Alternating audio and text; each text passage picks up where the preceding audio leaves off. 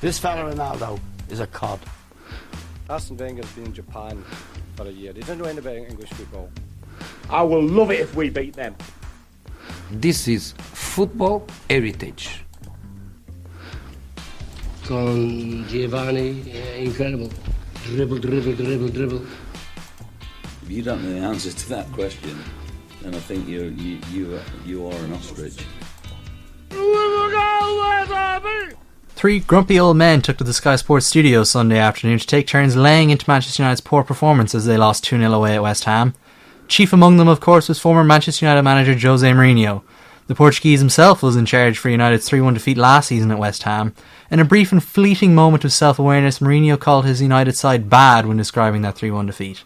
Hello and welcome to the Total Football Podcast. I'm your host, Declan Hare, and joining me is Andrew Conway. Hello. Andrew, will we be seeing more of this self-aware Jose Mourinho? In fairness, I thought definitely that he was not just referring to the West Ham performance last season. I thought he was referring to Manchester United in general last season when he said we were bad. Last season we were bad, and he was like that. And he's right. Yeah, he was entirely right. It's very unlike Jose Mourinho to have any sort of self-awareness, to be honest. Generally speaking, he ignores that in his analysis. That's why it's so surprising to actually hear him admit openly that his side was bad.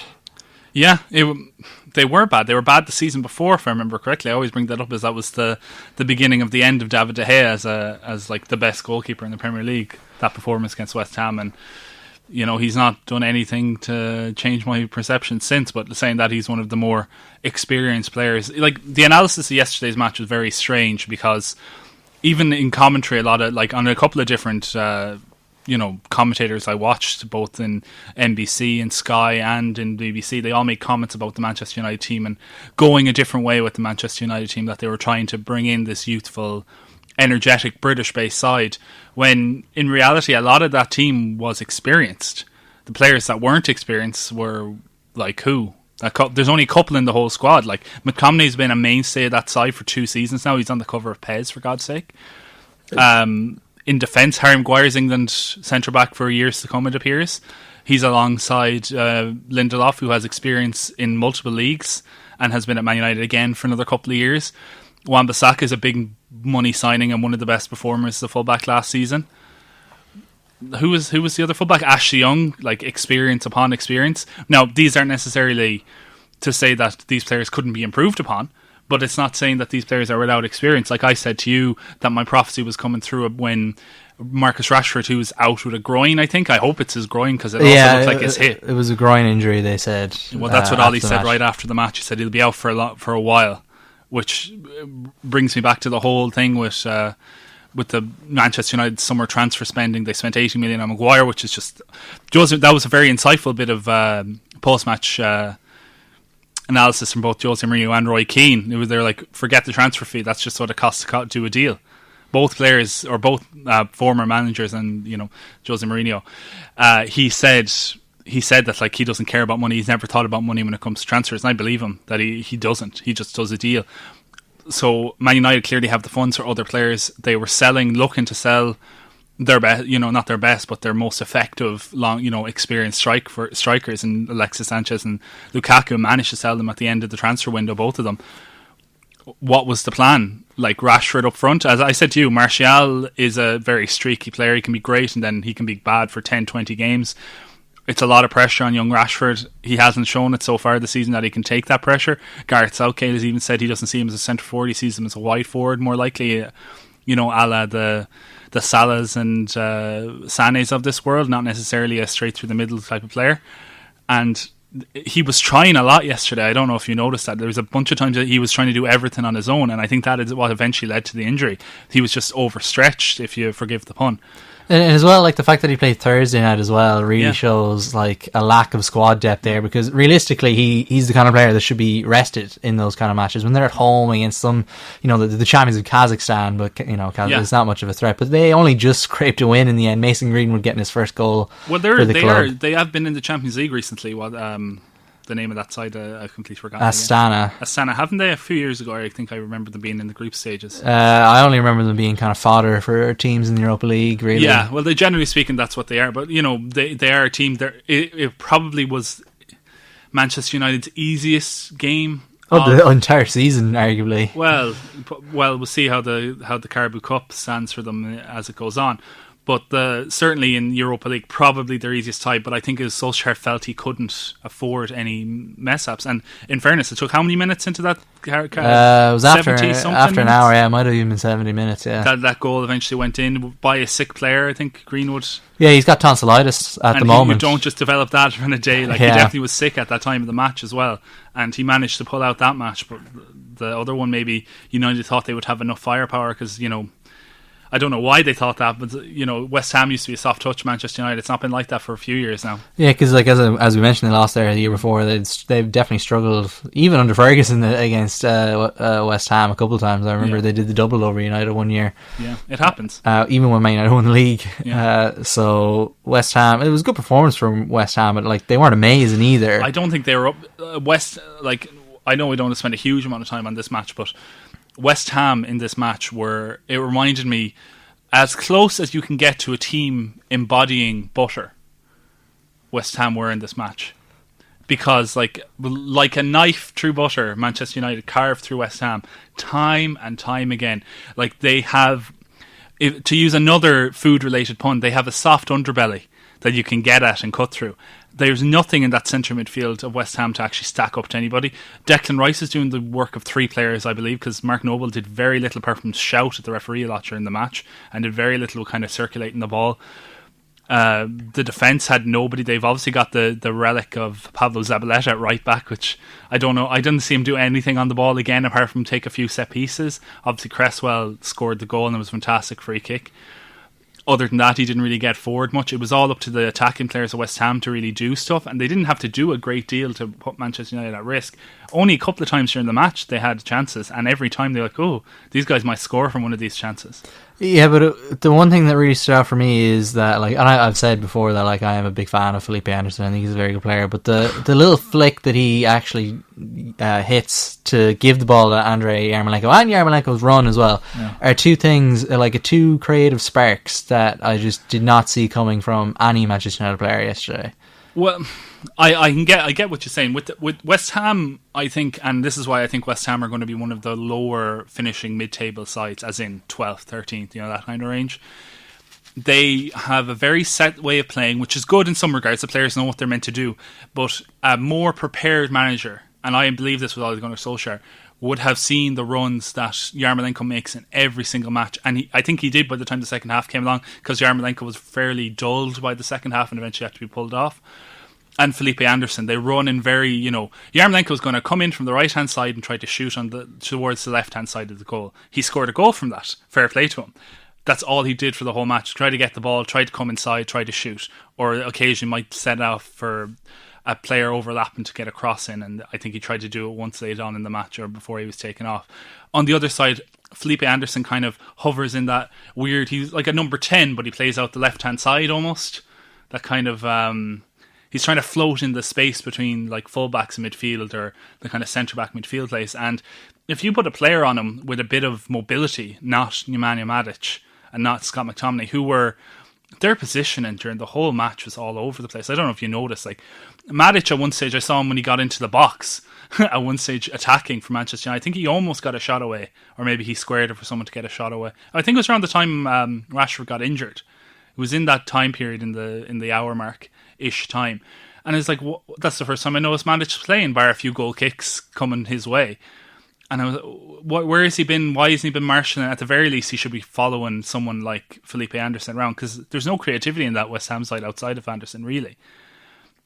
But he wasn't to be seen. McTominay got a few bursts forward into the box, but other than that, he was very dull. Who was the other midfielder? Mata played. Yeah, Juan Mata, who I remember at half time they were coming back on, and the commentary I was watching said, Juan Mata, if Manchester United want to change this match, they have to get the ball to Juan Mata. And the first thing he did, I remember, in the second half was get booked for a really lazy kick at a player.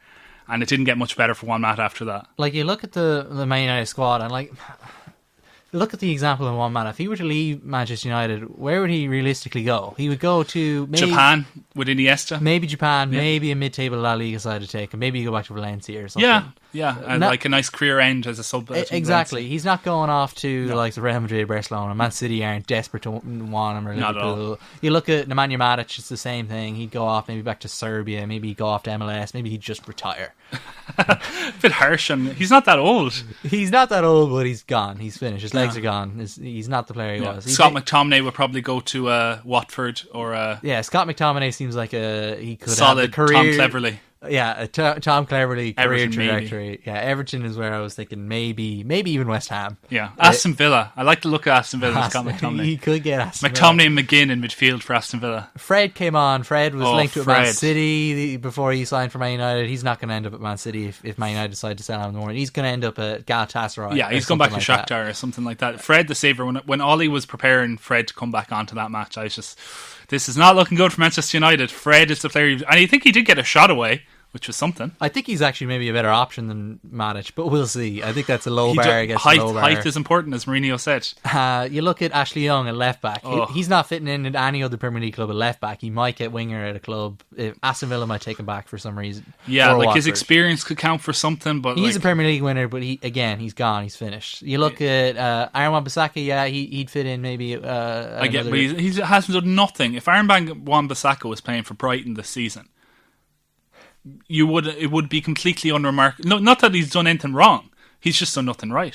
I think he's solid enough defensively that maybe Tottenham would For take him. Manchester, considering he is not. Tottenham in an injury crisis could take Wan-Bissaka at the moment. I don't see, and Arsenal with their cavalcade of ridiculous defenders what I'm saying is obviously going forward he's not as good, but I think a manager like Pochettino could improve him in a way that but he's that's like saying solid. I could be improved by Pochettino. It's I don't think there's any player in that Manchester United defence outside of De Gea that could walk into. And even De Gea at this point, Chelsea might take him, but they might think they have the younger version of De Gea and Kepa in goals. Other than that, I don't see, because De Gea cannot play the type of football that Liverpool and Manchester City demand, on the ground football, being an extra sweeper, but that's running not even out. what's being demanded of him at Manchester United, so I'm not going to use that as a criticism for him at Man United. If he was at Liverpool, then yeah, sure, whatever. Yeah. But then you go further forward, we mentioned Juan Mata, he wouldn't go anywhere. You look at Andreas Pereira, he was okay at Valencia, in a mediocre Valencia Watford side. have a better Pereira than Manchester United. Arguably, yeah. Who else played yesterday? Like Marcus Rashford, I think is a quality who's maybe just a bit lacking in confidence and is obviously injured now. Now he's gone. Yeah. And who was Lingard was on the bench, came on, did absolutely nothing. Yeah, he's completely out of form for the last year, probably. Yeah, well, it's just, I don't know if he's out of form or he's just hit his level. Like, he had the fortunate, he was fortunate in that he was playing for a semi-functional side under Louis van Gaal when he was probably at his peak of his, explosive additions to Manchester, scoring in the FA Cup final, doing what he was doing for early era Mourinho side when he was kind of that guy that ran. And Mourinho loves a runner, gives great opportunities to runners to kind of be in the team and score goals. And he had that. And now when you're in a more functional side that has a style of play that's counter-attacking, that relies on having good touch and good, instincts, that's something Jesse Lingard may not necessarily have as a natural player, the way that maybe Rashford has it, or maybe a few other players in that Manchester United side have it. And he's kind of just looking more of an ordinary player. I don't think it's anything against his form, because he never struck me as a form player. Well, like, he's definitely gone on streaks. Like, the last time he actually got a goal or an assist, he got 6 of them in the 1 month. So, like, he does tend to have some streaks in him. But then, like, Daniel James, he's done okay. Like, I'm not going to criticize Daniel James. He's a kid, like... Yeah, he's a kid. He's still 7 games into a new... he's gone up a huge level, and he's only played 7 games. He's scoring goals, at least, which not many other players are doing. So, fine. He'd probably... I'd say the other top 6 managers would be like, oh, yeah, I'd take Daniel James. But Roy Keane made this point again, not to come back to the grumpy old men thing on Sky, and like, they weren't as grumpy as they could have been, considering their reputation. Yeah, like, if Paul Pogba was playing, I'm sure it would have been a lot worse. If there was something, if someone had dived, it would have been a lot worse. If someone had played attacking football yesterday, Mourinho would have been very cross. These are the things that set them off. But they did make the point with Daniel James is he's a kid, he's only learned his trade, he's stepped up from Swansea, all the things you just said. But more importantly, no one in the Premier League would be relying. How old is Daniel James? I think he's 21. Is he 21? So 21-year-old attacking player with a handful of games under his belt. Yeah, no, in club football, not just in his whole career, like not just at Manchester United. He's on his third start for Manchester United. Around that, yeah. Yeah. But this is the point I'm getting to, is that you look at that squad that we've just gone through, it's terrible. Yeah. Like, and sure, you can argue it's missing its two best players, arguably, in Martial and Pogba, but those two players don't come in and completely transform the side from a mid-table team into a top four team. It maybe makes them a bit better against the likes of West Ham. They might win that, they might draw that. Yeah. But what that comes down to, like, obviously Ole Gunnar Solskjaer, I'm not going to come out here and say that Solskjaer is an amazing manager or anything. I don't think Solskjaer is worthy of a job as big as Manchester United, but frankly he earned it with the start he had. Fair enough. Just give him a bit of time, because the board, where Man United's failings obviously Solskjaer is to blame to some extent. Obviously the team could be playing better with what he's got, but where Man United's failings really come down to is the board, Ed Woodward, the Glazers, and it's taking out Solskjaer. Say Solskjaer went. Say while we're recording this, Solskjaer's been sacked, and they brought in, pick any manager you like that's available. None of them would really improve this team because it's so mediocre. It's so filled with nothing. Yeah, we'll bring in Arrigo Sacchi. Yeah, just try something. That might be fun. That's our new Marco Bielsa. Yeah, I was going to say that's our new Bielsa. Bring in Arrigo Sacchi. Well, he's available. Yeah. Bielsa seems happy at Leeds. Like Allegri, like the likes of Allegri is available. Like Mourinho technically is available. Obviously, he's just been sacked at Man United. But like, say Allegri came in. Allegri obviously had a glorious 5-year period at Juventus, but won the league at Milan, which is a difficult thing to do at Milan. Last manager to win a non-Juve title, I think, in Italy. And certainly Milan's last title. He wouldn't come in and transform this Manchester United side in the space of between now and the end of the season, unless he was allowed to spend a ton of money in January. But even then, it would be unrealistic to expect a massive turnaround. So that's why I feel like dumping Solskjaer now would be a total waste of time and energy. Yeah. Like, they're not going to get relegated with Solskjaer, I don't think. No, they're not. So I think might as well stick with him till the end of the season and then maybe pry someone. But they need a commitment to overhaul everything at the end of that club. It's not to do with the manager. Like, they've had Moyes, Van Gaal, Mourinho, Solskjaer, 4 completely different types of managers, 4 managers that have tried bringing in completely different types of players. Like, look at Di Maria's come in and failed. Sanchez come in and failed. Lukaku's come in and he's gone now. Pogba's come in and he's not lit the world on fire like he was promised to do. Like, all these players have come in for so much money and they've done so little with it. Fellaini's come in, of course. Fellaini, Mata, they were big money signing as well, and they kind of faded to nothing. Exactly. They spent 900 million, isn't that what the... I think it's 900 million, yeah. Like, they've spent that, and you look at it and you go, well, what signings have actually done well? Like, we won't judge this summer's because they've only had a few weeks, but look to the past. Look at all of Mourinho's signings. Mkhitaryan's gone, Bailly's not playing, Zlatan's gone, Pogba's there. Pogba's the but can you pick? I can't success. Pick one success out of any.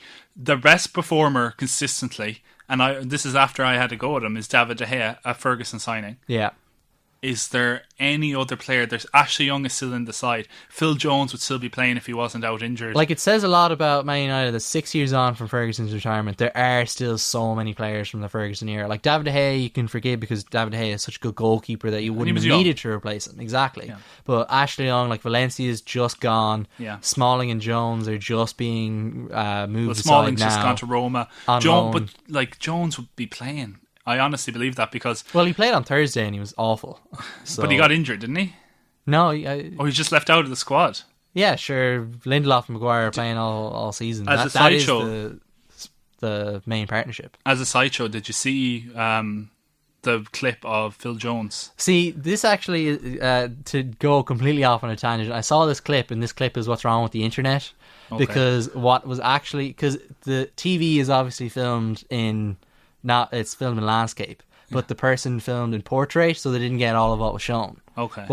Edward was actually talking to a different person. He wasn't really? Talking to Phil Jones. That's what's wrong with the internet. That's how you spread things that aren't true.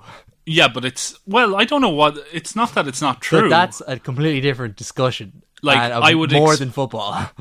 So, for anyone who didn't see this, like, we can say the facts that happened. There's a clip going around near the end of the Manchester United-West Ham match from yesterday of Phil Jones sitting behind Ed Woodward and whoever else Ed Woodward's sitting along. I imagine bigwigs in Manchester United's administration. And Phil Jones says, sacked in the morning, fairly obviously. And Ed Woodward is caught saying something to, like, what is it? I don't remember the exact words, but shut up, you're on camera. But obviously, he's not obviously. We don't okay, know if fair those enough. words were actually said, though. But it's fairly, like, I'm not an expert lip reader, and I can see, and I didn't even read a caption, and I knew that's what was said. It doesn't take a rocket science to know that. Like, if something wasn't said then, it's said some other time. Like, it's a joke. Phil Jones is out to do that joke. It clearly was meant as a joke. No one's going to take it much further than that. Like, other jokes are made this weekend. But, like, I don't know. There's a lot of stuff. You're right. Glazers are responsible for this. The administration's responsible for this. David Gill for not setting a proper structure in place 15, 20 years ago is responsible for this. Not having a proper transition plan for the end of the Ferguson era. Because none of that existed. They expected David Moyes to solve it all, and that was unrealistic in the modern world. But now, as you said, they're looking for a sporting director. Ed Woodward has talked the talk the last 9 months. He's talked about bringing in football people, having a clear structure, having a, like, they don't want to say it, but they've been copying a lot of what Manchester City and Liverpool have put in place in the last 10 years. And that's what you do. You copy the teams that are winning. And but it's not even the teams that are winning. This is how modern football is run. Juventus is run exactly the same way. Milan has been run all the exact same way for 20 years.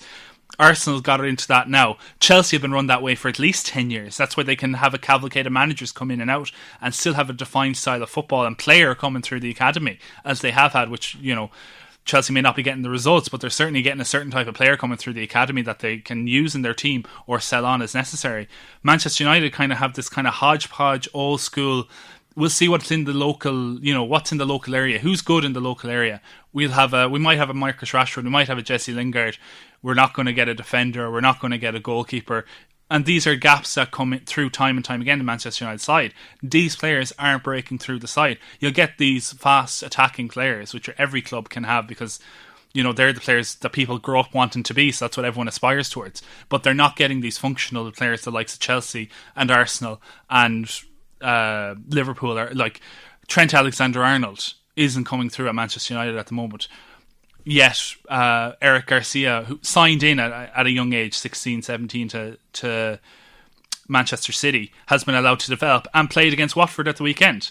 That's still at a top team. He's still getting time, and Pep is renowned for not giving huge opportunity to young players. Yet he's getting opportunity there. And it's not because of Solskjaer that these young players aren't getting the opportunity. If they were there, I'm sure Solskjaer would be playing them. It's the fact that the whole, as you've said, the whole architecture around Manchester United is antiquated for modern football. Like, a lot has been said in the last week or so even about how 10 years ago no one could have seen this coming. No one could have seen, Manchester United being so far behind Manchester City. Manchester City couldn't have dreamt to be where they are, so far ahead of Manchester United. Yet it takes 10 years probably to instill that kind of, like, not a winning attitude but an organised attitude at every facet of football. Like, it's a long time since we could have, Brian Clough come in at Nottingham Forest and overnight almost revolutionise, modernise the place. He did something similar at Derby as well. Previous to that, that's not possible anymore. Or Arsene Wenger even in 98 doing that, or 96 doing that with Arsenal. But the thing you can't do it. Though, like, Man United have the resources that they should be competing with Manchester City, but then you look at, like, ESPN are reporting today that Man United tomorrow on Tuesday will announce a turnover of over 600 million, close to 630 million pounds, I think, which is more than anyone else in the Premier League. And so you look at that and you go, well, why are they so terrible? But then, obviously, the answer to that is you go back to the Glazers. Like, you look at, since they've come in and since the Sheiks have come in at Manchester City, there's about 2 billion in the difference. The Glazers have taken out 1 billion at Manchester United, if not maybe a little more, because they took out money since that last figure was reported. And the Sheiks have put in about 1 billion since they've joined Man City. So, like, it's just not a level playing field there because, well, Man United are just hamstringing themselves through poor ownership, when Man City obviously have this state-backed ownership, so they can spend whatever they like. And, they've spent it well, of course, because, that is an important facet of having money, because Man United have spent some money, but they've spent it terribly as we've gone through. Yeah, but there's a bit of balance, a bit of balance in that, because you can make an argument that Manchester United 10 years ago were more than £1 billion ahead like more than £2 billion ahead of Man City in terms of everything. Their global reach, their potential revenue turnover, as you're saying, their cash with players, with agents, their connections in the world of football, their ability to attract coaches, their coaching systems at every level of the game, their ability to get local players in their catchment. Because they had to share all that with Manchester United and are always a little brother. Like, it still is the case that the big rivalry is Manchester United-Liverpool. Man City still aren't in that kind of rivalry with Manchester United as yet. And it doesn't look like it's going to happen anytime soon.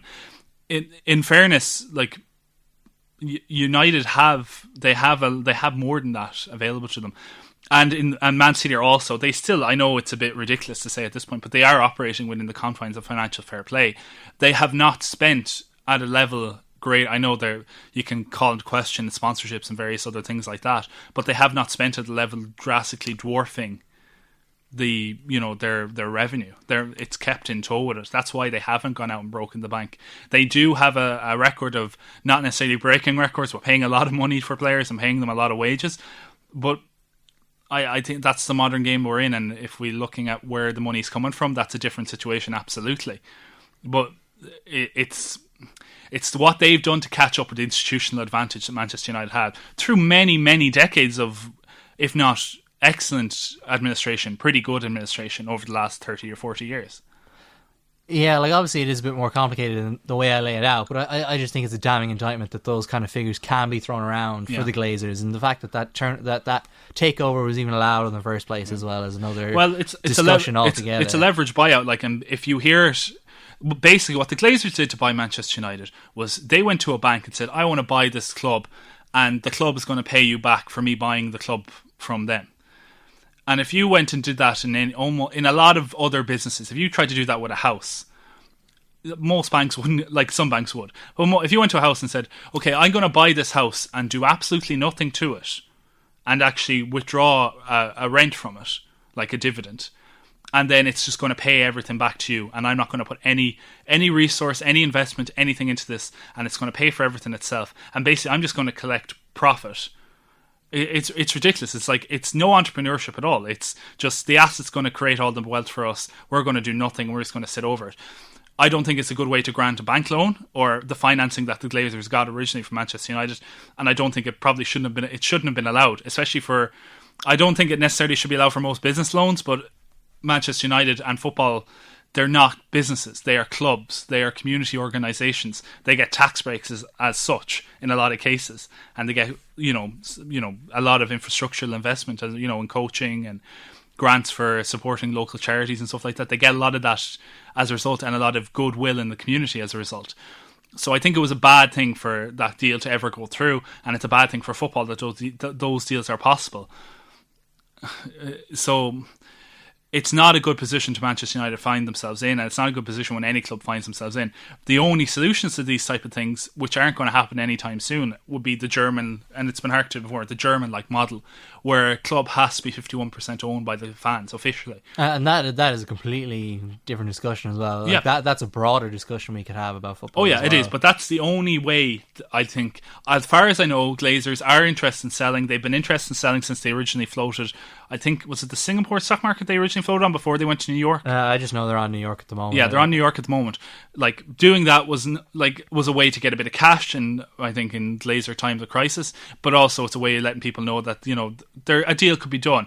No one has come in for that yet because it's going to take a lot of money, really. Well, also, but infrastructurally, well, one, everyone's expecting this bubble in the Premier League to eventually burst. That's why Chelsea haven't been bought. That's why Spurs haven't been bought, despite Chelsea much more actively than the guy who lives in the Caribbean that owns, he has a really common name, that owns Spurs. I can't remember his name. It's John something. John Smith is the most common name I can think of. It's not that common, but it is something ridiculously common like that. Please come back to me with who actually owns Tottenham Hotspur. But Abramovich has made it relatively clear that the club is available for the right price. I think it was $2.5 billion he wanted for it or something like that. He wanted what he put into the club, basically. At least, and a little bit on it. Yeah, which is fair enough. He's put that money in. He's won trophies. He's left that asset hugely more valuable than when he found it, and put a proper infrastructure in place. If you do the same with Manchester United, Chelsea were $2.5 billion per se. What does that what Manchester United valued at 5 billion. They were roughly valued at around 4 billion, I think, recently. Yeah. So, like, near double what Chelsea are valued at. And that's fair enough when you think about their outreach, their turnover levels, the fact they have a 79,000 seater stadium that's used for other things, the fact they have a women's team as well that's, I think, will do well in the near future. There's a lot of good things going at Manchester United. But if you look at Chelsea, it's in London. It has real estate in London. It doesn't have as big a stadium, but it has real estate in London. It has a good, attraction with London. It's won the European Cup relatively recently. It's won league titles relatively recently, which Manchester United has not done either of those things. Chelsea have done it more not as recently. And they have an infrastructure in place. They have technical directors in place, sporting directors in place. They have a plan. They have a very good academy that makes money every year, that sells players every year. They have a whole, the whole thing is there for someone to plop in and do it. If you were going to buy Manchester United, the list of things you would have to solve would just put you off immediately. Not to mention the fact you have to pay more than Disney paid for Star Wars to buy the thing. But the good news for Manchester United is they're above Chelsea in the table on goal difference at the moment, after Chelsea lost 2-1 at home to Liverpool. A better performance than Man United, sure, but still worrying signs for Frank Lampard. Well, this is the flip side of the coin. They're both level on points. Chelsea, I think, have lost more matches than Manchester United this season.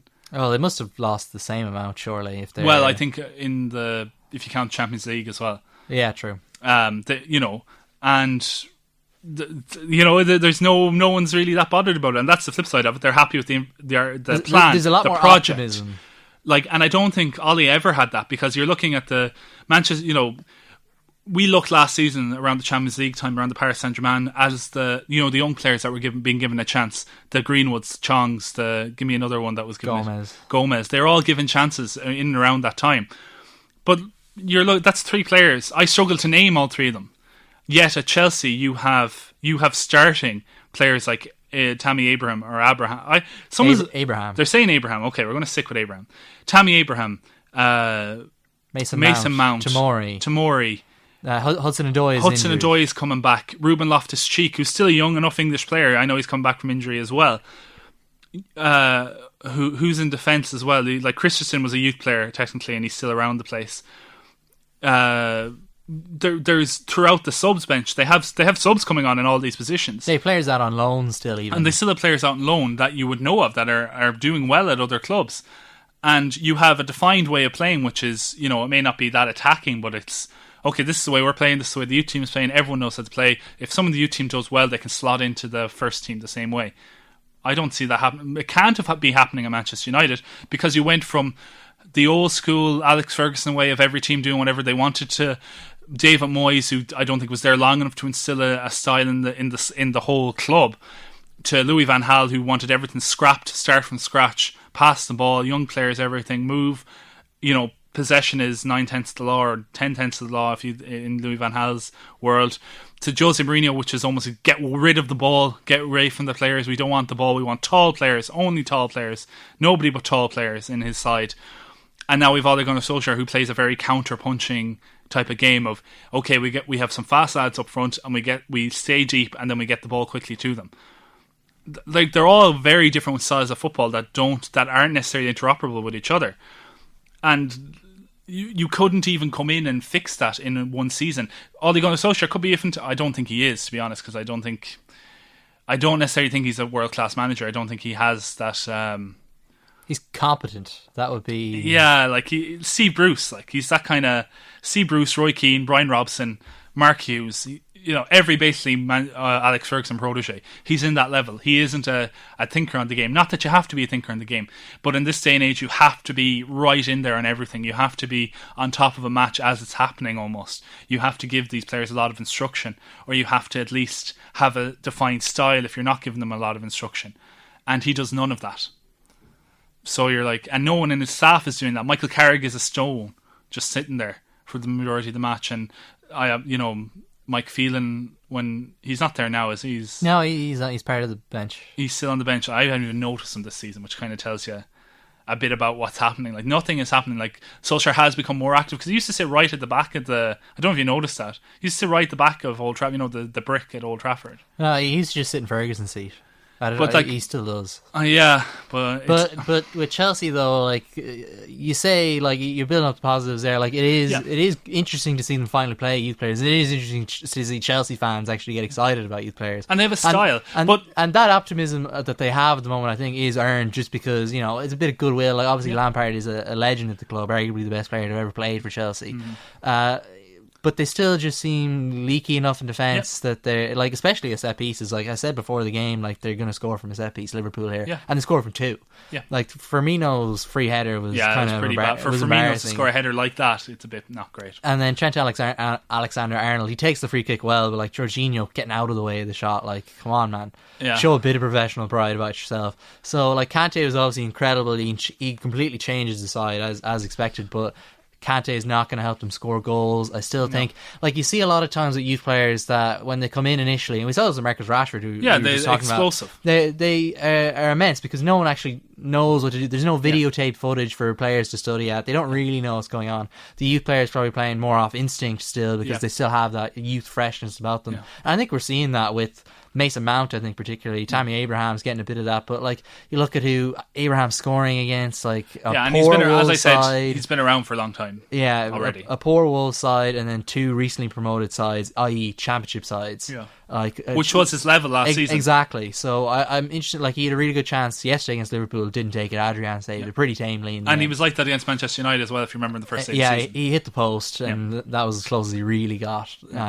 Besides maybe a couple tame efforts. Yeah, and then he was outed. He was almost anonymous. It was as if he wasn't there the rest of the match. Exactly. So I question the consistency. Like I think it was Jonathan Wilson who said that there will be a reckoning for Chelsea. Yeah.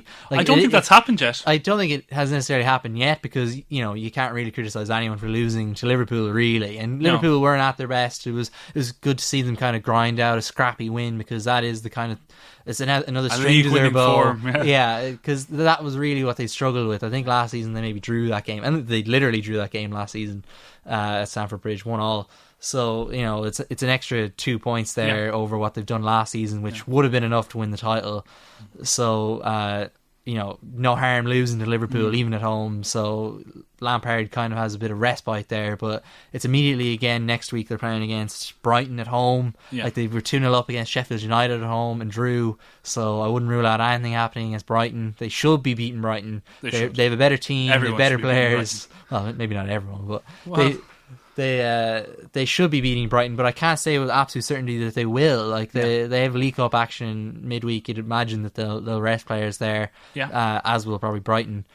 They're still in the League Cup as well. But in this scenario, like this time last season, you'd have said, "Oh yeah, they'll beat Brighton comfortably enough," and I think they did. I can't quite remember if they did. Well, they didn't lose a game till November last season. Yeah, exactly. Like I think comparing last May's Chelsea, today's Chelsea, they are better, but comparing them to those third place finish in Chelsea, they kind of tumbled over the line while everyone else won the Europa League. So like it's so strange what's going on there. Like obviously a transfer ban coming in is going to make things a little weird, and they've actually kind of overhauled the squad despite the transfer ban. Well, they did sign 2 players. They didn't really though. Well, Kovacic and Pulisic. Yeah, but Pulisic's not playing. Kovacic was in the side last year anyway, so the squad isn't totally different. And it is weird that Pulisic isn't playing. That's another story. That is a whole other story. We'll maybe see how that goes over the coming weeks, because it is still early days. But the squad is different. Like they're playing a different striker, they're playing different attackers. They sold Hazard, who was easily their best player last year, and there's like it is weird. Like what like.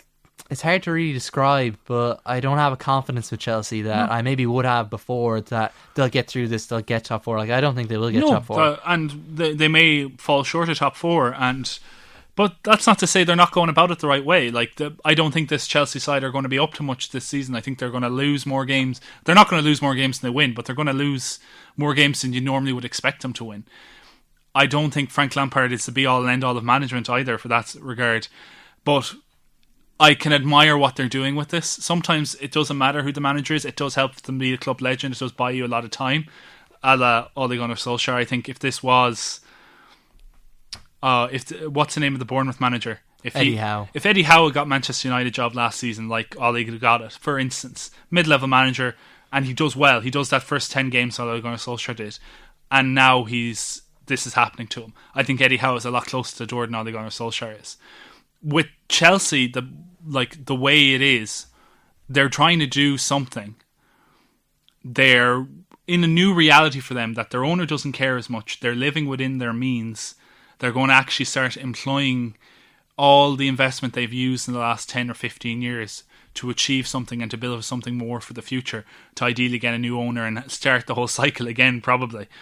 But that's something, a project you can look towards and say, okay, this is what we're doing. As fans of Chelsea, they could be right on top of that. This is what we're going to do. At Manchester United, what are you doing? You have, as you said, you have a board who want to get people in there to take the flack off them, who clearly don't know anything about football. That's fair enough. You're an accountant. You're not a football person. But like, they've been talking for a year about getting a sporting director, and Monchi was available last season. It's all nonsense. Like, where he was available, like He's all talk. Arsenal went through 3 or 4 different interview candidates and ended up settling with Edu, who is a well-respected football person.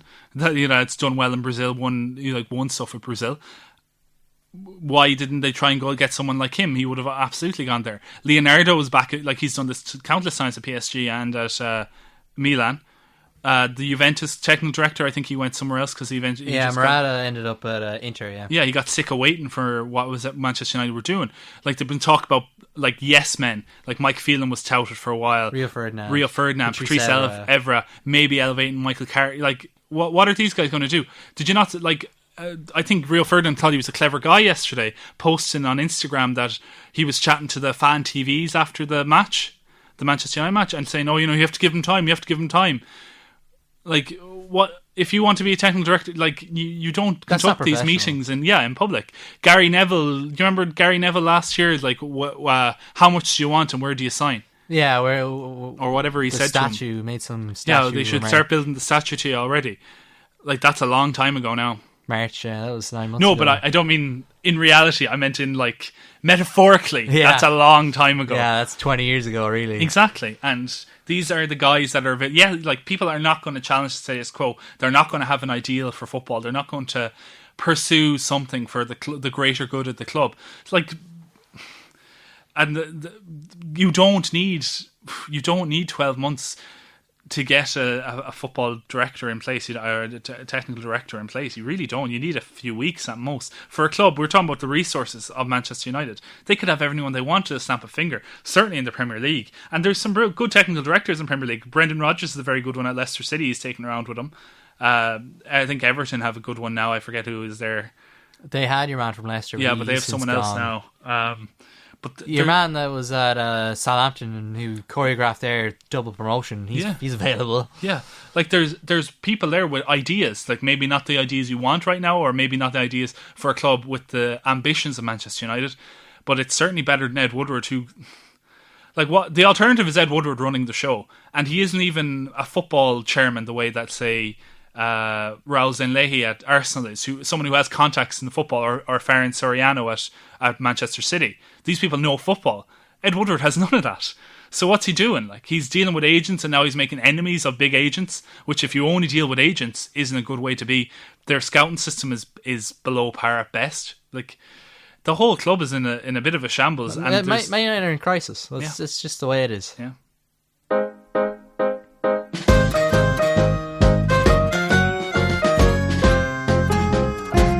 I have nothing to say. I'm so sorry, I have nothing to say. Defeats for Tottenham, Manchester United and Chelsea this weekend gave opportunities to the other 14 to leapfrog those teams into the European places. West Ham, Leicester City and Bournemouth all took that opportunity with impressive wins, but we're still only 6 games into the season and it's just September. The natural order will eventually correct itself, right? This is we kind of continuing on from the point from the last time, with talking about Chelsea and how they're doing and how they're going to lose more matches than you imagine. I think Arsenal are level on points, are only a couple of points away from Chelsea. 3 points above after they beat Aston Villa. Aston Villa kind of comeback 10-man victory, which was ridiculous. Chaotic, as always with Arsenal. Well, it's just, as I said to you, I was watching that match and you said it was typical Arsenal when I still don't know how badly injured Ainsley Maitland-Niles is, who looked like he may have broken his ankle or something, or his leg in a ridiculous, almost 2-footed tackle. I haven't heard any reports about it. Yeah, I need to check up on it. But it was ridiculous. Like, he put studs in up already on a yellow card. The tackle was, if he didn't get a red card for that tackle, it would have been lucky. But he was already, the ref just gave him another yellow to send him It was off. a kind of orange card kind of Yeah, tackle, but he was maybe. already booked. And Exactly. it was in the 44th or 45th minute of the match. Arsenal are 1-0 down. This is the ball to the right-hand side, going nowhere. Going out probably for a throw-in if you stay on your feet. Bizarre decision-making, but that's, the calamity behind them then with Socrates and David Luiz. Like, Arsenal are a mess defensively. They're much better going forward. They've got, again, to promote a plan or a system. I don't necessarily think Unai Emery is the person to bring through that system, but they do have a lot of good youth players that have been developing for a long time. At the very worst, he's transitioning the club well for someone else to bring in a plan. Because he's bringing Reece Nelson's playing matches, not this one. Joe Willock is playing matches. Saka, not Xhaka. Xhaka is still playing, which is bizarre. That's a con on all these positives. Yeah, but Saka, who was 18 or 19, maybe he's close to 19 now, is playing very well.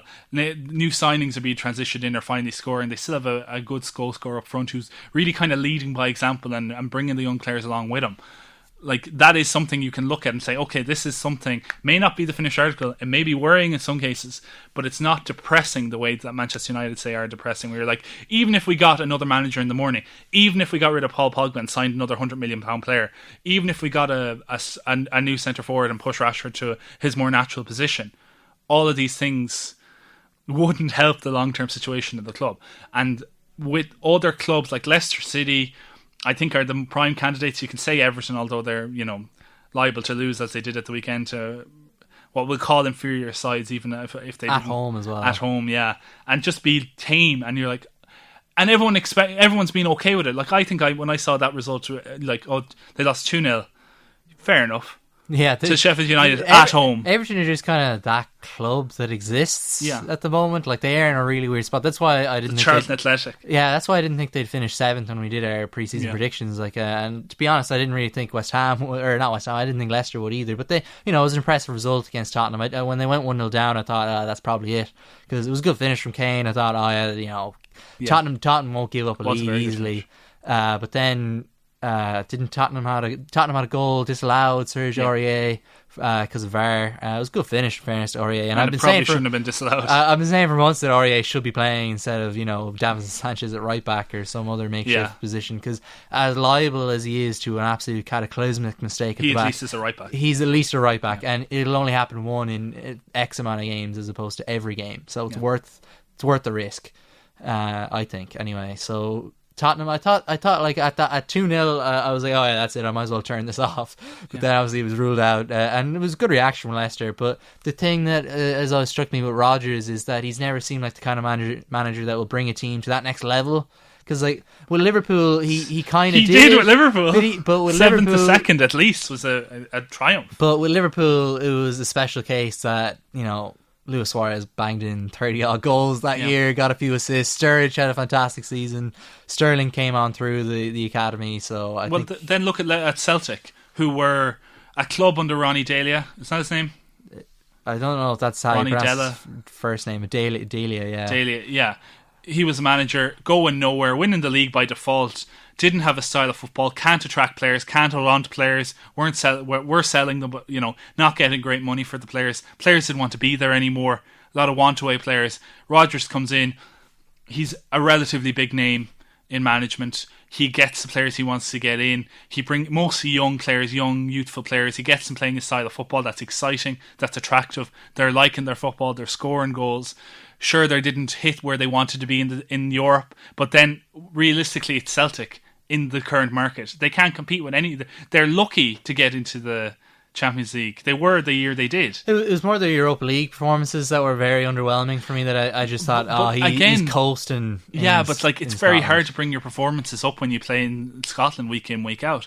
Like, I think him going to Leicester was a good get by Leicester. Oh, I definitely think he was a good manager, but I think he's matured from his Liverpool time. I think he winning the trophies at Celtic, dealing with that different, it's a big club like Liverpool. It's a different kind of big club. A lot more is expected of him in terms of winning things, which he didn't have at Liverpool at that time. He was like, they were, Kenny Dalglish is who he replaced. Yeah, that Liverpool team was terrible, and Yeah. it was basically what Man United are now in some sense. Exactly, and that's my point.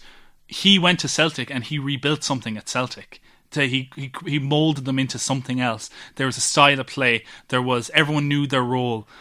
Everyone knew what kind of player was a Celtic player. It was an attacking team. They played 4-3-3 or 4-5-1 or 4. They had wingers. They had creative players in midfield. They were a high line team. They played a bit of pressing football. They had everything that, the kind of buzzwords in modern football. And Brendan Rodgers has brought that to Leicester. Sure, they can't compete financially at the same level. Sure, if they have a good player, they'll eventually get sold a la Harry Maguire this summer.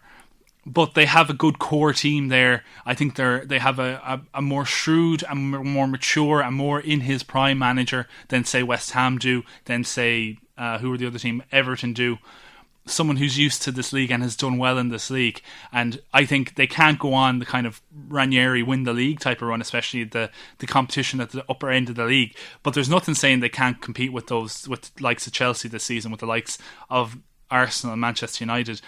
Maybe not for the whole season, but if one of those teams does have a big drop-off, which is in theory possible for any of Spurs, Arsenal, Chelsea or Manchester, any one of those teams could completely collapse this season, because they do have, not to bring it back to the soft underbellies, but all of those teams have soft underbellies to a greater or lesser extent. Like Manchester United, you'd have to say that, their defence is suspect, but their attack can be very poor if they don't have a goal scorer to finish anything off, which is not looking like it at the moment. Chelsea youth can break fragile like a cake being crushed in your hand. That is Chelsea at the moment. Like, at the moment they look beautiful and lovely and young and fresh, but if you squeeze a bit harder, maybe the whole thing will just fall apart and fall through your hands, and that could be Chelsea falling down the league. Arsenal you don't even like. What was that? How many shots were in the Arsenal match yesterday? Did you hear? Oh, I didn't hear. I think it was 50 or 60 shots. But the thing with Arsenal is they're a mess, but they're a chaotic mess. But at least they're an entertaining. They're mess. entertaining at least. That's their saving grace. That's what But Leicester are functioning through all of that. But I thought, when they lost last week to Man United, I thought that was a bit blunt. But you could argue that maybe because it's away from home, and it was a penalty, and it was relatively early in the match, and it was still disappointing when you consider the fact that going into the match, like we said it the week before going into it, that Leicester can get at United here, and they just didn't really offer up anything, especially considering you talked about the relationship that they would have had with Maguire. They know maybe his weaknesses more than other teams might yet. So that I just thought was a bit underwhelming. I thought against Chelsea, they did very well to get back into that game, especially considering Chelsea started so well and scored so early. And Maddison, I thought, played great against Chelsea at Stamford Bridge, but and he scored a great goal at the weekend against Tottenham. But I just thought that overall as a team, something didn't seem to click. They look like they know how to get to the box, but when they get to the box, they kind of run out of ideas. Yeah. So it'll be interesting to see how that develops over the season. Yeah. Obviously, they played some really difficult games so far this season. They've got them out of the way. Yeah. They've already played 3, if not 4, of the top 6 from last year. Did they play Man City yet, or Liverpool? No, but they obviously have those to come. But they've played 3 of those teams. They've come out with 4 points out of 9, which I suppose if they keep that up against the big sides, they'll be pretty happy, because that's more than most teams. They get 8 points out of 20, or 21, whatever that's pretty good. That's more than most teams will get out of the top teams, especially when you consider most teams will be losing Liverpool and Man City this season. So losing to them isn't really much of a muchness. No. So they definitely seem like they can challenge. Bournemouth are the other team up in the top 6 at the moment. Bournemouth have been fortunate. Bournemouth, they haven't played the big sides yet. They have been exciting, but the thing with Eddie Howe is they always do tend to start the season quite well and then drop off. Don't get me wrong, they're better than I expected them to be. Yeah, I thought they'd regress this season because of how poor they were at the end of last season. Their away form was dreadful, but it seems to have picked up. They won away this weekend 2-0 against Southampton, and was technically a derby, even though they're not really rivals. They're near each other. Yeah, they're just kind of near each other. They both just hate Portsmouth. Yeah, that's basically. It's the we hate Portsmouth derby more than us, and we both love Jermaine Defoe derby.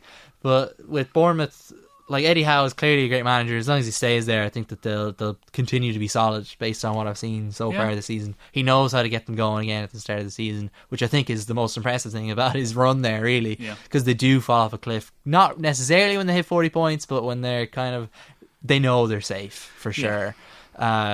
And I'd like to see them maybe push on, maybe see that the opportunity is there to maybe get a top 6 finish. I don't think that's going to happen. But I don't think that'll happen. Not at all. West Ham are currently in 4th as well. Again, I think they have the right players. I'm not sure Manuel Pellegrini is the manager to get them to the top 6. No, not. I think he's. I just as think, you said, he has a system that's easily read, and he doesn't have exceptional players.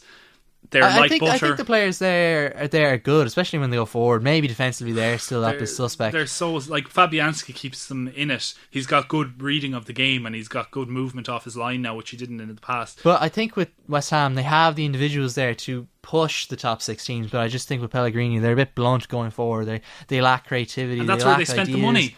It is, but you can have the creative players. But Jack Wilshere. There's only so much that the creative players can do when they're not being given the ideas of Pellegrini. Like I think Pellegrini's a good manager. I think he's had a great career. Yeah. But I just think they should at this point. Not necessarily he's past it, because I think he's doing all right to be at West Ham. Like I think West Ham did well to get him initially, but I think they need, if they want to get up a level, they need something a bit more exciting. Like they were linked with David Wagner. I'm not necessarily saying bring him in specifically, but that kind of forward thinking relegated West Ham manager. That kind of forward thinking appointment is more what's needed. They've got the big name in. I think he's transitioned them away from the kind of Britishness of Moyes, Allardyce, those kinds, and brought them forward into a maybe more modern managerial I think Staffan appointment. Bilic did a pretty good job as well. But it was when they regressed then after Bilic and brought back in Moyes and the like, that I think I was disappointed anyway, because I do kind of like West Ham, to be honest. I think they're a decent club. I think they have the Olympic Stadium, they might as well utilise it.